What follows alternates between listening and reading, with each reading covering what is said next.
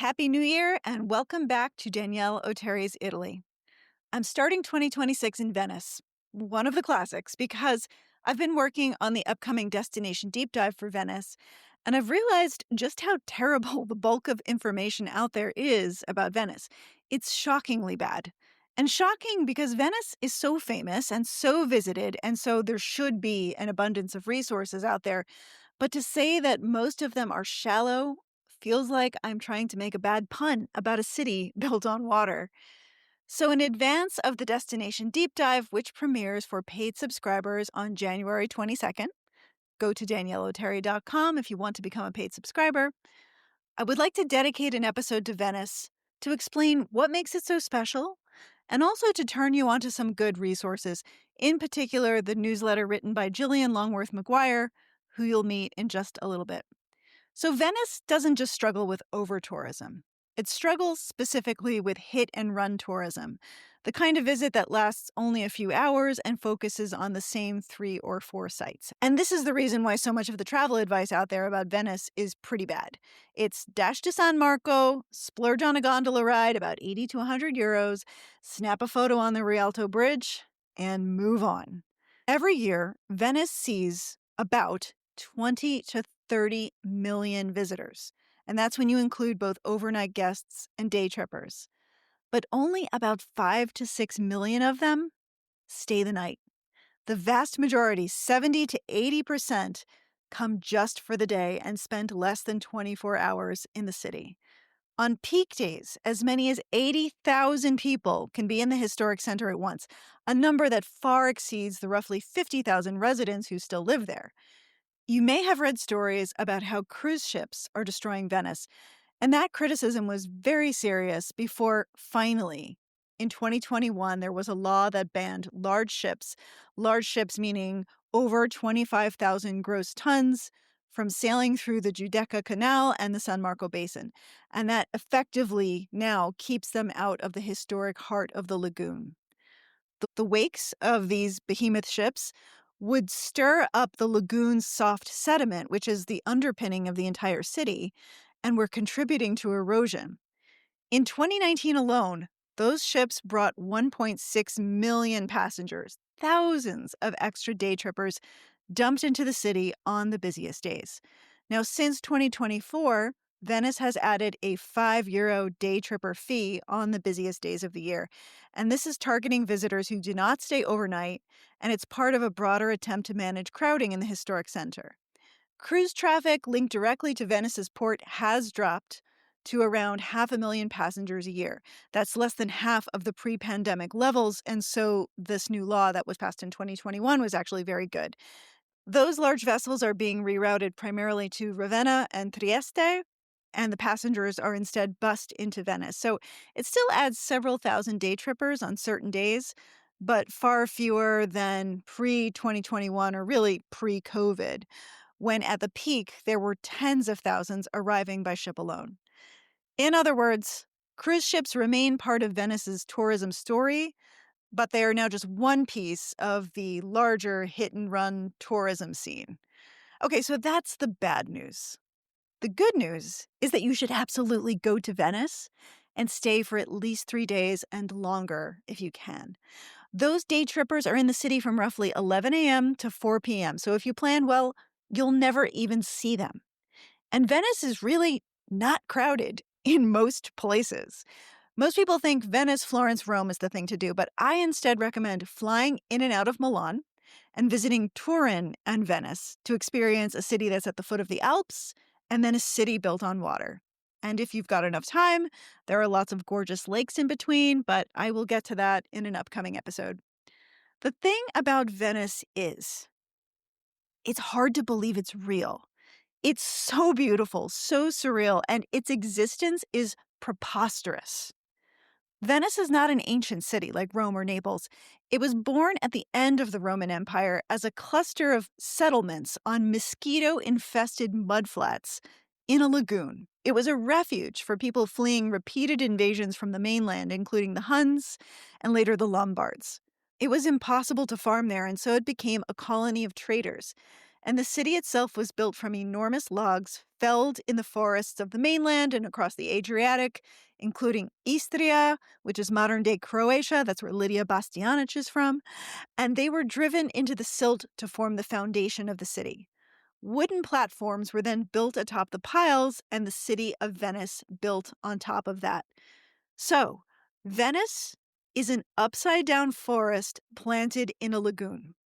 It's a city made up of more than 100 small islands, stitched together by over 150 canals and hundreds of bridges, with no cars or roads in the historic center and only waterways and stone paths. Let me say that again.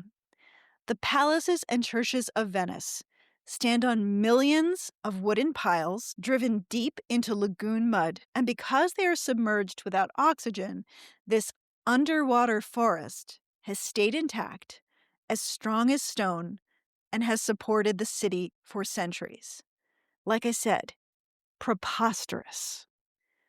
Venice, like Florence, was a city of merchants, but unlike landlocked Florence, where bankers kept mountains of gold literally in the centers of their palazzi, Venice became a maritime republic and the center of the global luxury business. The place where pepper, cinnamon, cloves, nutmeg, and silk flowed in from the east and then was distributed to all of the most important courts of Europe. You've heard of Shakespeare's The Merchant of Venice, right? Venetian merchants controlled these spice routes and used geography and diplomacy into a near monopoly on some of the most coveted goods on earth. They had exclusive contracts in Alexandria and Cairo with the sultans who controlled the Red Sea, and then they taxed the hell out of the spices when selling them to the wealthy European courts, like 50 to 100% tariffs. And every time I crack some black pepper onto my scrambled eggs in the morning, I think how a noble person from 15th century Europe would be baffled, absolutely baffled by this luxury. Also, the plot of The Merchant of Venice doesn't quite work because Venetians invented insurance. Venetians then and now, they know how to make money, which is also why Venice is not a cheap vacation. You have to budget well. By the early 15th century, Venice had a fleet of more than 3,000 ships and 36,000 sailors across the Mediterranean and the Black Sea. The Arsenale, where today the Venice Biennale is held, was an industrial shipyard that stupefied other republics. At its height, the Venetian Empire had colonies throughout the Adriatic and the Aegean, and the city had about 150,000 residents and hundreds of elaborate fondacci, which are like warehouses or factories, and palazzi. And this is all built on money from pepper and silk. Venice's power slowly faded as the Portuguese found a direct route to India and Spain began colonizing the Americas. But after centuries of wealth and international influence thriving atop an underwater forest of a million trees, the creative atmosphere was well established. Venice is a stage, which is why Carnevale endures and why the Venice Film Festival was founded there to really consider film as an art form, not just entertainment. The history of classical music in Venice is fascinating, and there are often pop-up performances in Venetian churches. If you're walking around Venice, put Vivaldi's Four Seasons on your AirPods. It's some of the most beautiful music ever composed. Art in Venice is mostly overlooked by the day trippers, and what an extraordinary advantage that is for those who stay. So let them take selfies at San Marco and the Rialto Bridge while you swoon over paintings by Titian and Bellini in the empty museums. The Accademia, one of my favorites, is rarely crowded. Modern and contemporary art are deeply ingrained in Venice as well, with the Peggy Guggenheim Museum, and then the Venice Biennale, an international showcase of contemporary art from around the world. I could go on, and I will when I debut the Venice Destination Deep Dive. But right now, I want to introduce you to Jillian, author of the newsletter Jillian Knows Best. She offers very good advice for people who really want to dig into the city. My name is Jillian Longworth McGuire. I have lived in Italy since 2006. I came here for my husband's job. So unlike most people who come, because they have an Italian relative or an Italian boyfriend or husband or wife, I came because I was forced to. And slowly over the years, fell in love. And here we are 20 years later living in Venice. I write a Substack that's full of practical information, um, telling you where to go, what to eat, how to do it, in mostly Rome and Venice. When I first subscribed to your Substack, you were writing primarily about Rome, but then you've made this amazing life decision to move to Venice, which Decision is a strong word. if it wasn't a decision, what was it? We were on our way to California. My husband retired. We'd never lived in America. We'd always lived overseas. And we thought, well, let's move to America and see what that's like. Our son lives in California. So that's where we were heading. And then I watched a video for his retirement, and there was one little element in there saying, "Oh, you can convert your visa and you can stay." And I thought, well, that's maybe something we should look into. Not that I necessarily wanted to stay, it just seemed like an opportunity too good to pass up. And then that's what we did. We started that process, and then kind of late in the night one night, I hadn't even really thought about, well, where will we live? What will we do? Because I thought we were moving to California. And I looked at real estate in Venice and I saw the prices and I was like, oh, wow, that seems really affordable. Let's go look. And I came up and I looked at a few houses and we bought a house. So Wow. that's what happened. And why Venice, not Rome, where you were living or anywhere else? Funnily enough, it never occurred to me to stay in Rome. Part of that was Mark's job. We lived like a 10-minute walk away from there, and he was retiring, and he'd, had this long career for, 35 years. And so I thought, okay, well, we need to kind of blow up our lives so that things look really different, so that retirement is like a new phase and not just like, oh, I'll do a contract because I'm across the street. So that was part of it. And then, yeah, like Venice, who doesn't want to live in Venice? I feel like it's one of those places where, a lot of times you go on vacation. I've had that experience certainly in big cities like London and Paris. And then there's lots of small towns in Italy where I've said, I could live here. But I've never felt that about Venice because I always felt like it was so much of a fairy tale. It was such an improbable place to even exist, let alone live my daily life. It's like the thought just never even occurred to me.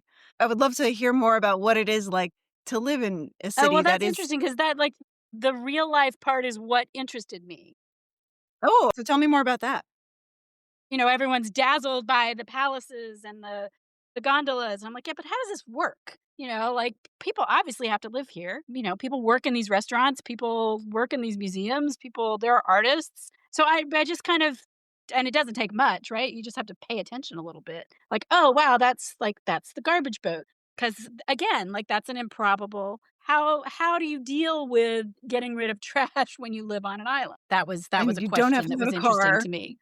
Yeah, like there's no Yeah. cars, there's no bikes, there's no scooters, there's nothing with a wheel can exist here. You have to do everything on foot or with a cart. And so I loved that. I loved the pedestrian aspect because I hate to drive. I loathe bicycles. So yeah, there was like nothing sneaking up behind you here. And is it difficult? I mean, do you feel like you're sort of happy to just stay in Venice proper all the time, or are there times when you want to leave the city and it's maybe more difficult or it's jarring to all of a sudden be dealing with cars and planes, trains, automobiles? It's definitely jarring to, like when you're in a like little Italian town and then you go back to the city, you're like, oh wow, I forgot how to, be in the world. But no, I'm a little like a New Yorker, back in the days when you're like, I don't cross the bridge. Like, I don't go below 14th Street. I don't go to Brooklyn. I'm a little like that here. Like, oh, I don't go to the mainland.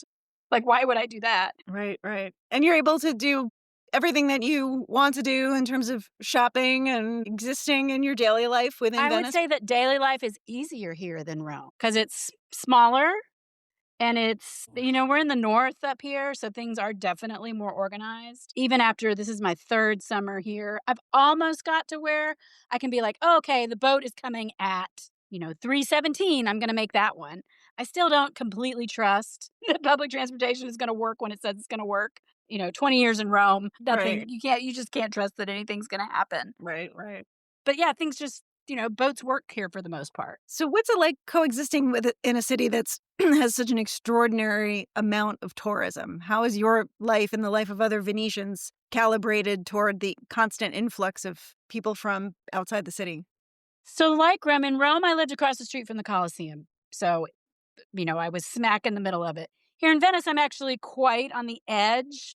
Very few tourists make it this far over. I live right next to the Arsenale. So, I can really choose to dip in or dip out of like the 4 places where it's really terrible. I live in one of the last kind of strongholds of Venetian, like they're Venetians that live here. I only have Venetian neighbors. Though there was a pipe broke in our building last week and water went all in the next door neighbor house, and it's the person who owns it doesn't live here all the time, but the person who used to own it, she lives next door, and so we were cleaning out the house, and she said there's only 13 people from the street left.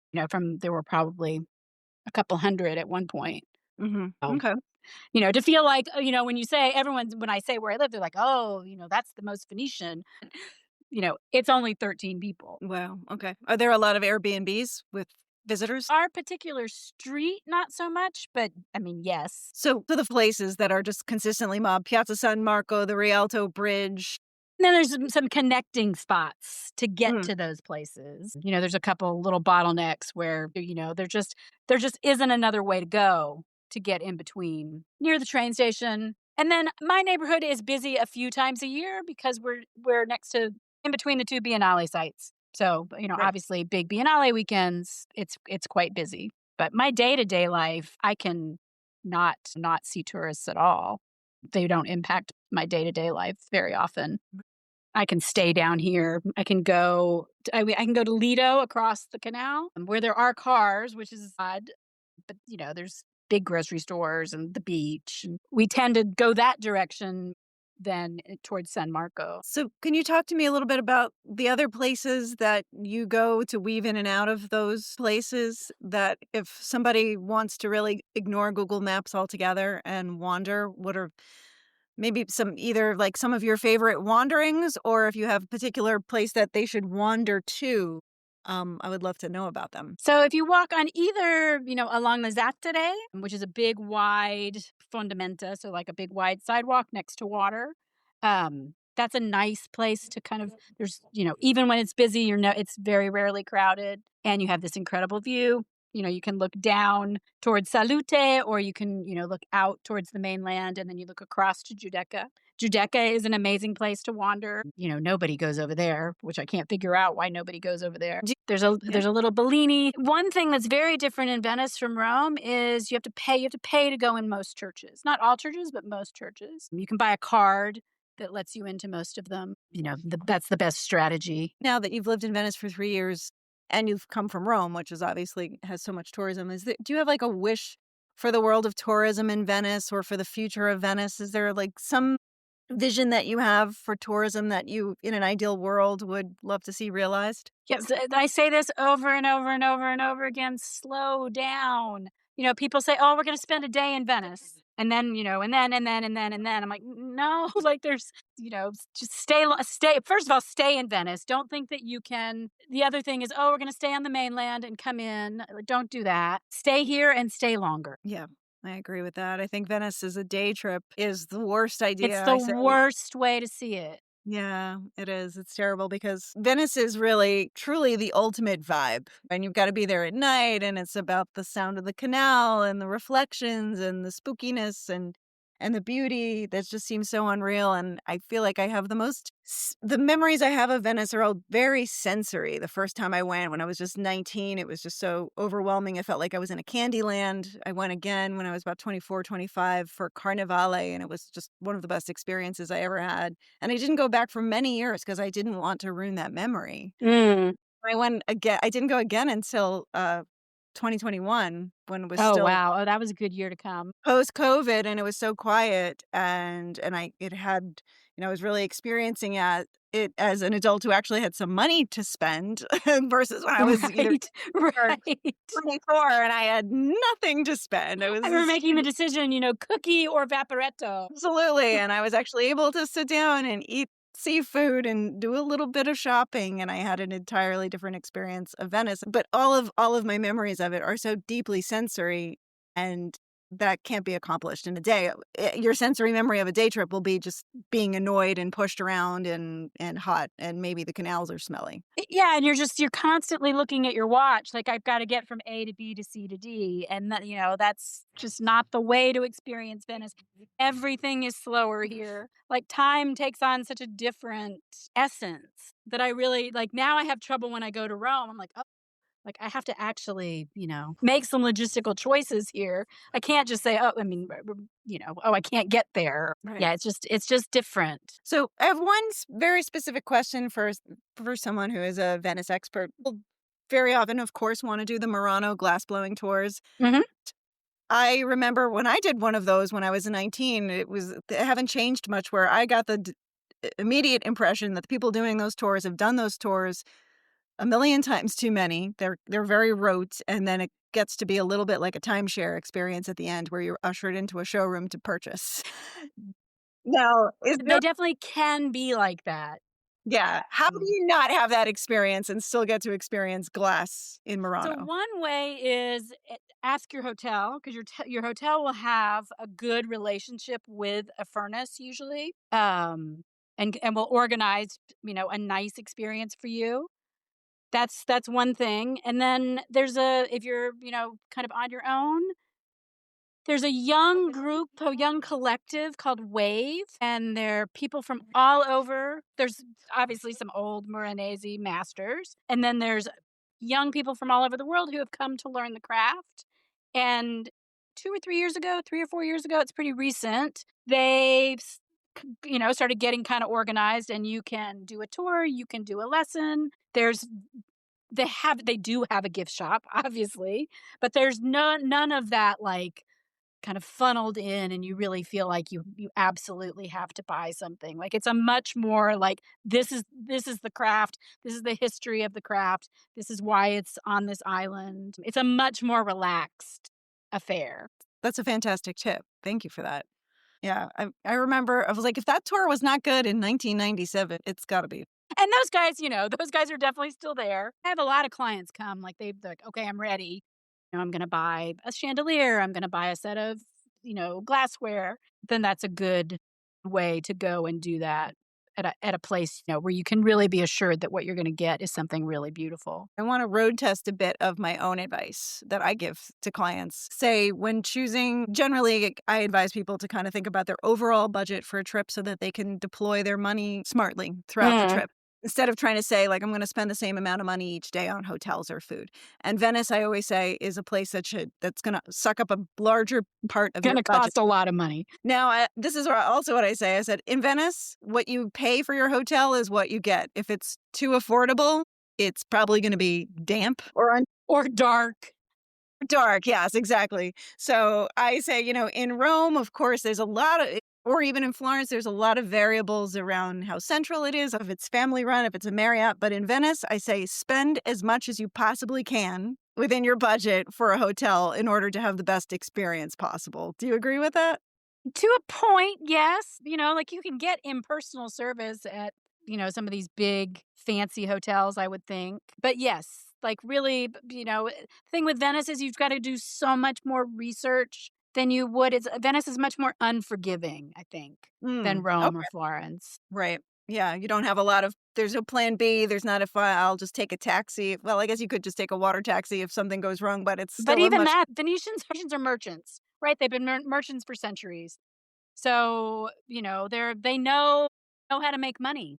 That's what they're there for first. So even if you right. paid a lot for something, like it can be a mediocre experience if you haven't done your research. But I think for general comfort, for the basics in a hotel room in terms of Yeah, I stayed at a place that wasn't terrible and I was by myself, so it was fine that it was small, but they had the heat pumped up so high in order to counteract how damp it was, and you didn't realize that until you got into bed and you felt the sheets. I forget that part because our house is dry. So I forget how Mm. damp and cold and miserable Venice can be. Or mosquitoes. Like they can be so many mosquitoes. Yes, yes. That was in, December that I was there. I actually prefer Venice cold and damp than mosquitoes because at least the cold is not trying to drink my blood. Do you have any favorite churches or galleries? My favorite church is Gesuiti, near where you get the boat to go to Murano. It's super Baroque, which is very un-Venetian, and it has this incredible marble that looks like velvet and a incredible painting of the martyrdom of San Lorenzo. And then my other favorite church is San Francesco della Vigna. I see it both ways, which was one of Palladian's first facades. And there's a beautiful courtyard in the back, like a cloister. There's a working vineyard where you can a few times a year they open it up and you can take tours and taste wine, which is very cool. As you can see, this conversation about Venice could go on for hours, and it picks up again with the Venice Destination Deep Dive. If you're unfamiliar with this project, it's a series that I launched last year to really spread far and wide good, smart, useful information about the most famous destinations in Italy. These are places I know very well, and I understand that most people will have just a few days there if they're lucky. So each destination deep dive will give you an overview of the city, what makes it special, what makes it challenging. It'll identify the most famous things and how to tackle those, and then also the alternatives. Also included is a detailed 5-day itinerary with everything you need, and you can adapt it to the dates that you choose. Tours, restaurants, day trips. My goal is to eliminate all the second guessing and fear of missing out and let you confidently skip the bad advice your neighbor is giving you and know that you have an itinerary that is crafted of meaningful experiences, not just TikTok highlights. I strongly believe that the memories of your trip are just as important as the trip itself. And that's why I'm never going to tell you to waste 3 hours of your life waiting in a line for some viral sandwich. Also, can you believe that the word viral is still a thing after COVID? I premiere the deep dives via Zoom to our paid subscribers. Then what happens is I re-record the videos, I build a complete itinerary, and then it all gets loaded up into this really beautiful e-learning platform. Have you ever subscribed to Masterclass? I'm using that same format. So it's a series of videos that you can digest at your leisure, and then there's downloadable material, including that itinerary. I published Florence first, though I'm in the process of moving it over to the new platform where it will be even better. So if you already purchased that, I will send you the updated version as well with a new login. The Naples Destination Deep Dive is there. It's beautiful. You can purchase it right now. And the Rome Destination Deep Dive will be up next week. My video editor is finishing up the last edits. She's promised them to me on Tuesday, and I will get everything formatted the second it lands in my inbox. Matera and Cilento are also in the queue. And then the Venice Destination Deep Dive premieres on January 22nd at 8 p.m. Eastern Standard Time for paid subscribers. Thank you so much for listening. I'll see you in the next episode.